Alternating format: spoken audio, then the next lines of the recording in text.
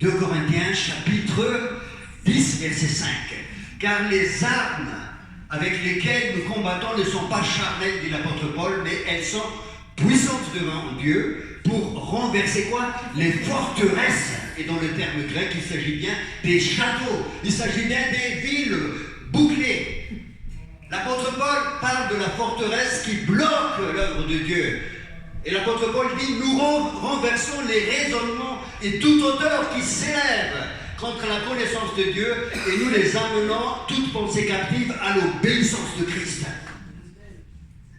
Donc avec Dieu, ça ne fonctionne pas avec ça, mon frère. Dieu qui a créé ça, Dieu est rationnel, mais pas rationaliste.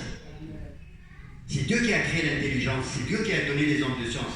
Mais Dieu est au-delà de tout ça. Les choses invisibles sont éternelles. Les choses visibles sont momentanées.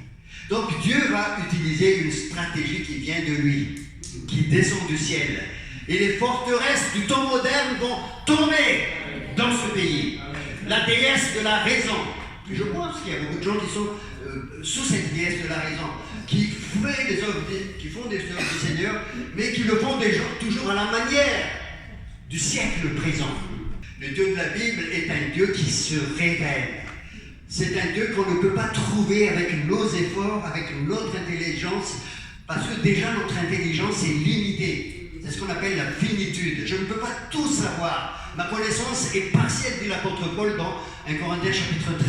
Nous connaissons les choses partiellement. Mais en plus de cela, la Bible dit que si notre évangile est voilé, il est voilé pour ceux qui périssent. Il y a un voile. Et ce voile-là doit être enlevé. Le manteau ancien doit être mis de côté pour que le manteau de Dieu vienne sur toi. Parce que dans ce manteau de Dieu, il y a une révélation qui vient d'en haut. C'est ça ce que la Bible enseigne. Tu ne peux pas connaître Dieu s'il ne se révèle pas à toi. Nous avons besoin d'une révélation. Donc la forteresse du raisonnement, la forteresse intellectuelle, même si tu as été élevé là-dedans, tu vas le mettre de côté. Et tu dois fonctionner comme le Seigneur fonctionne. La forteresse de Jéricho va tomber. Il faut qu'on fonctionne comme Dieu le veut. Il est le chef de l'armée de l'Éternel. Il est le chef de l'armée de l'Éternel, l'épée est entre ses mains. Le combat existe, il est le chef. Et toi, reste humble. Reste humble auprès du Seigneur et accepte-le. On veut de l'humanisme mais rattaché à Jésus. Parce que Jésus restaure l'homme. C'est ça qui bloque, premièrement, les dieux de l'intelligence. Et quand on réfléchit bien, l'apôtre Paul, il n'était pas contre l'intelligence. Et c'est pour ça que je vous disais tout à l'heure que l'intelligence, Dieu est rationnel. Parce que c'est lui qui a créé les mathématiques. La physique, tout ce que nous voulons. C'est lui qui a créé l'homme à son image. Il lui a donné à l'homme cette capacité de découvrir des lois. Mais l'intelligence qui n'est pas renouvelée, elle est dangereuse. Surtout pour les choses du Seigneur. L'apôtre Paul, il dit dans Romains chapitre 12, vous connaissez bien, ne vous conformez pas au présent siècle, mais soyez transformés par le renouvellement de l'intelligence. Pourquoi faire? Afin que vous discerniez quelle est la volonté de Dieu qui est bonne, agréable et parfaite.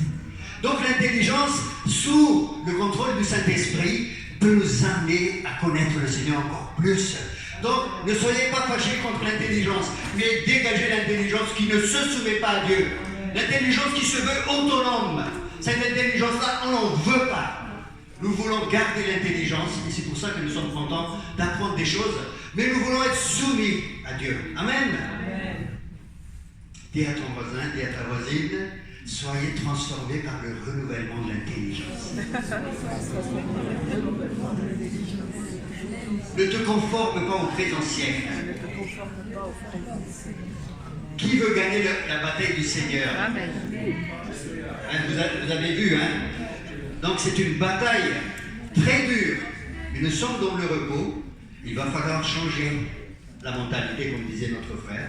Exactement. Apprendre à marcher par la folie de la croix. La croix est une folie pour ceux qui... 1 Corinthiens chapitre 1, verset 18 ou 17. La croix est une folie pour ceux qui périssent. Incompréhensible pour ceux qui périssent. Si vous êtes là et que vous aimez Jésus, une révélation de la croix s'est déjà faite dans votre vie.